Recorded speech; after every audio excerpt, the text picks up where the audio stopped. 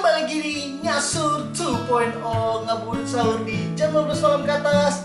Pam pam param pam pam pam pam pam pam pam tenenet. Agak beban ya menggantikan posisi Aswin yang bermain ukulele secara sembarangan. Oke teman-teman, episode kali ini aku ditemani oleh salah satu temanku semenjak SMA. Tapi bukan Aswin Permadi. Iya. Asal udah lewat. Jadi pakai. Aku kali ini ditemani oleh Rio Setiawan Santosa. asal Jangan Kemakmuran. para saudara Samarinda. Iya. Spesifik. Jadi ada lagi nggak yang ingin kamu kenalkan Cik, tentang dirimu ini? Mantan ketua kereta, terus apa lagi ya? Penghibur.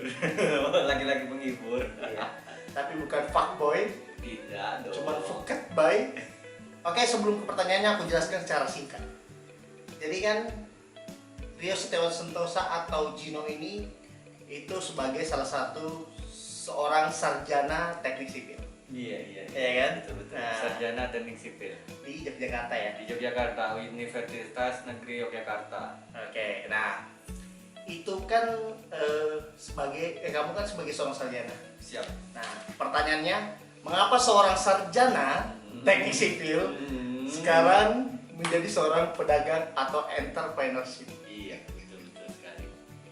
Yang pertama itu kita sesuai keadaan ya. Jadi pertama kita itu menjadi manusia jangan terlalu idealis. Oke. Ideal itu boleh, tapi jangan terlalu idealis. Jangan terlalu Oke. kamu memaksakan kehendakmu.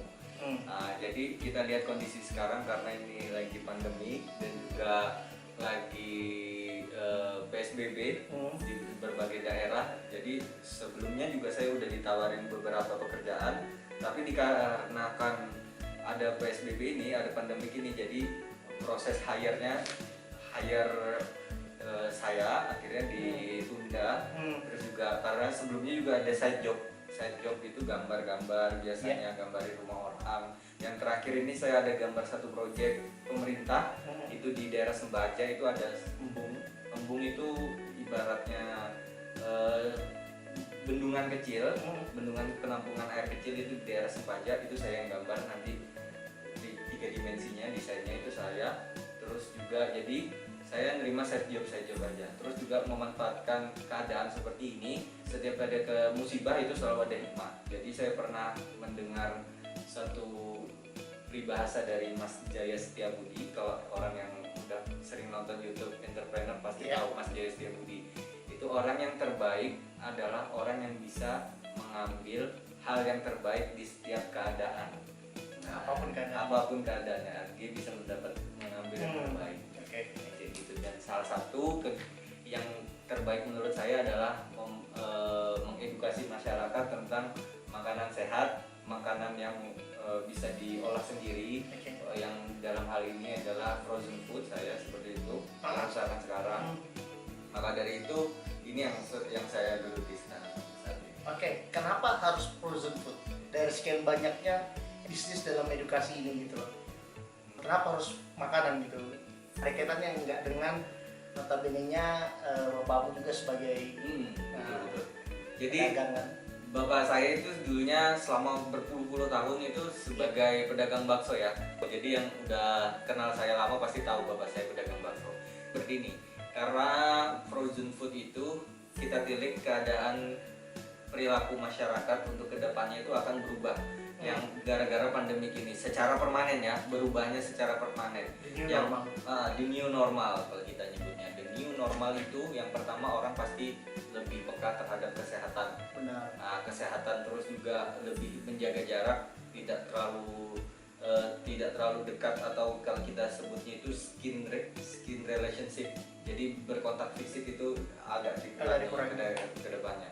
Terus juga untuk memilih ke makanan sehat itu bakalan lebih diperhatikan ke depannya. Jadi nggak jajan sembarangan. Jadi saya mengambil peluang di situ. Saya kembangkan produk yang udah dijalani atau digeluti oleh keluarga saya selama bertahun-tahun. Bagaimana saya merubahnya menjadi suatu kemasan atau suatu produk yang itu cocok atau yang dapat diminati masyarakat untuk kedepannya secara permanen khususnya ya. Jadi frozen food itu kelebihannya bisa pertama keamanannya terjaga. Maksudnya keamanan ini itu aman dari segi sehat dan segi rasa ya. Jadi sehat itu maksudnya apa? Khususnya kan segmen saya ibu-ibu tuh merasa aman karena memasak sendiri. Iya. Nah itu yang paling penting, memasak sendiri. Ibu-ibu Benar. kan biasanya agak khawatir kalau ngelihat kalau makanannya dia itu dimasak orang lain. Benar. Jadi dia tuh mengkhawatirkan proses masaknya baik itu nggak bersih ataupun bahannya nggak sesuai, itu kita bisa masuk peluangnya di situ gitu. Itu yang paling penting. Iya, Jadi iya. ibu-ibu ini yakin terhadap makanan ini karena dimasak sendiri. Jadi itu masuk deh aspek kesehatan dan kebersihan. Jadi peluang-peluang itu yang kamu baca, yang kamu analisa, Betul. tapi kamu memutuskan frozen food sekarang, apalagi Betul. karena pandemi kita saling physical distancing dan Iya. social distancing kan. Betul. Nah, selanjutnya nih Jin, kita kembali ke kamu pribadi gitu. Wih, ini membahas pribadi kan, sudah kita Pribadi, membahas bahas pribadi. usaha lagi. Nah, jadi setidaknya orang-orang atau teman-teman dekat kita mungkin yang nggak sempat komunikasi kamu ini Iya, betul, sempat betul. bisa memahami Jin, oh ini ternyata alasannya seorang Rio Setiawan Sentosa memutuskan untuk melanjutkan usaha orang tuanya dan menjual makanan secara frozen kan. Iya. Apalagi kan salah satu orang yang terlibat bantu kamu itu teman kita dekat juga Iya. kan. Nah, seperti itu. Nah, seperti ini Jin. Betul. Selain kamu cuma menerima set job ya kan sebagai seorang sarjana tadi teknik sipil, apa sih kendala-kendalanya yang terjadi selama pandemi ini? Biasa yang aku ketahui sarjana teknik sipil ini kan kental dengan kontraktor. Apa kendala-kendalanya Jin? Apakah memang proses-prosesnya rata-rata terhambat dan dana jadi banyak nggak cair atau seperti apa? Ya, kalau di dunia lapangannya, Lapangan. khususnya di lapangannya itu nggak banyak berpengaruh ya. Itu kondisi lapangannya itu sudah perencanaan dari tahun lalu. Jadi perencanaan untuk yang dikerjakan sekarang itu sudah ada sebelum adanya pandemi ini. Jadi tidak banyak terganggu ya. Hanya saja misalnya proyek yang akan datang yang direncanakan tahun ini atau yang bisa rencanakan dalam beberapa bulan ini itu akan terganggu. Tapi kalau yang udah berjalan itu nggak terganggu. Yang paling terganggu misalnya kayak misal ini bahan baku misalnya semen atau dan lain sebagainya yang diproduksi pabrik secara massal. Nah ada sebagian pabrik yang meliburkan karyawannya dikarenakan pandemi ini. Nah, yang kayak gitu-gitu yang bahaya. Kalau yang betul-betul di-impact sama dunia teknik sipilnya sendiri itu proses-proses yang terjadi di kantor. Itu betul-betul terhambat. Oh iya. Jadi misalnya kayak tagihan dan segala pencatatan dokumen-dokumen, bertemu dengan orang, negosiasi itu betul-betul terhambat. Karena kan kita juga tidak hanya terbatas sama perusahaan ke perusahaan kan, kita juga ada perusahaan ke pemerintah. Nah, yang di pemerintah ini kan juga lagi vakum kan, work from home. Jadi kita nggak bisa aktif menjalankan proses tersebut, proses-proses yang seharusnya sudah terjadi, yang sudah terancana, gitu. Seandainya pandemi ini tidak terjadi, apakah seorang Rio Setiawan Sentosa tetap ada di bisnis makanan ini? Iya. Nah, bisnis makanan. apakah tetap Jin? Karena ya sekedar sharing aja, sepengetahuanku nih sebagai temanmu kan kamu udah mulai bergerak nih ya kan, bahkan rencananya ingin buka salah satu mungkin kayak kedai-kedai gitu ya, kedai atau semacam angkringan. Nah itu bahkan kamu putuskan sebelum benar-benar corona ini udah menyerang Betul. ke seluruh daerah, khususnya kita di Kota Samarinda. Ya. Tercetusnya pertama kali produksi bakso ini, misalnya frozen food bakso ini itu pertama kali di tanggal 18 Februari, Maret, April, Mei kan sekarang. Nah, jadi 18 Februari itu kita pertama kali produksi.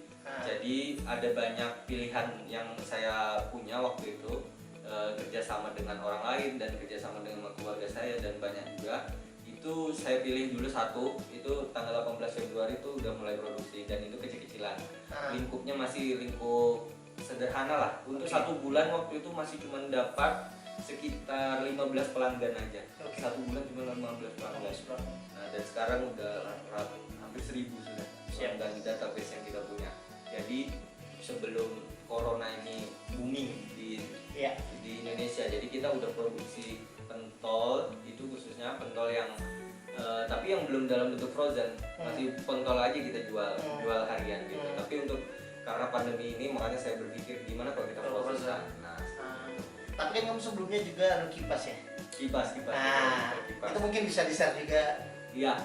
Jadi kipas itu basicnya karena spare waktu. Enggak, kipas itu gini. Kipas itu bergerak itu di akhir minggu, weekend. Oh gitu. Nah, jadi weekend. Sebenarnya kipas itu di weekend untuk kegiatan-kegiatan, acara-acara seperti nikahan dan segala macam.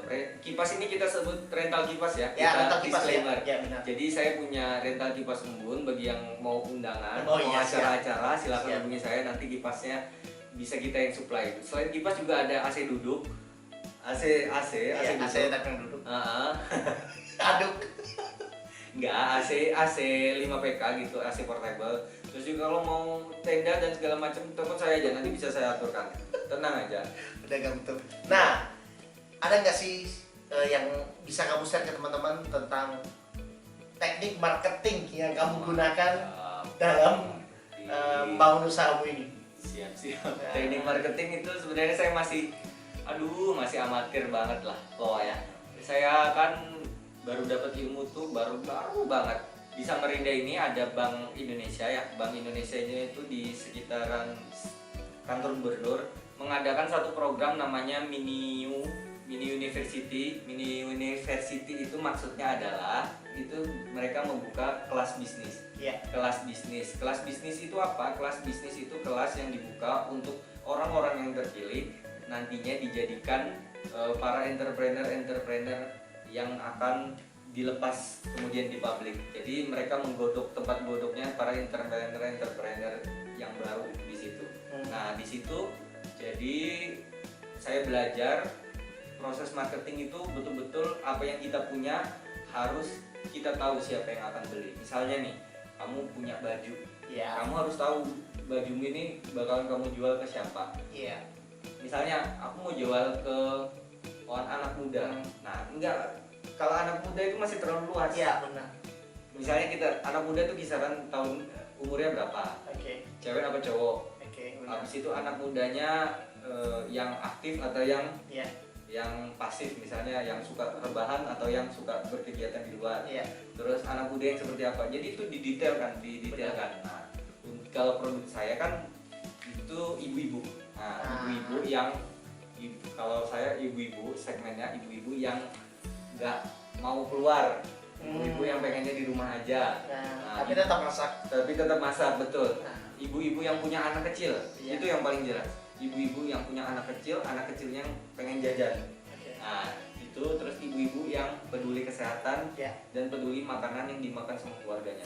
Itu segmen saya. Oke, sip. Jadi aku bisa simpulkan secara sederhana teknik marketing yang digunakan Gino karena lagi proses pembangunan dan proses belajar ya. Betul. Pertama mengenali siapa pasarnya, yang kedua mulai ngebibitkan atau menempatkan di mana yang bibit, di mana yang udah bisa dikasih makan. Itu lain waktu mungkin bisa kita jelaskan secara panjang lah. Betul. Enggak, kayaknya kapasitas saya masih terlalu rendah deh. Masih ada yang di atasnya Nah, lagi. tapi setidaknya kan dari sesi sharing ini Jin, poin yang aku tangkap dan aku bisa simpulkan sekaligus mungkin menutup adalah seperti kata Libismo, setiap ada masalah pasti selalu ada hikmahnya, dan yang terpenting bagaimana cara kita bersyukur. Dan khususnya bagi kita, apalagi anak muda, jangan lupa terus berinovasi, jangan lupa terus untuk bersyukur, dan yang terpenting jangan lupa untuk terus berusaha.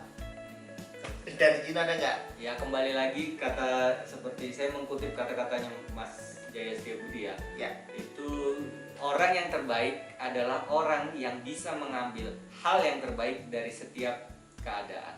Itu. Oke, mantap. Oke teman-teman, gitu aja obrolan padat kita. Semoga daging semua. Tidak ada lemak-lemaknya. Langsung saja kami mau undur diri. Saya Muhammad Turman, Saya Rio Setiawan. alias Gino. Iya. Salam keren Marmera.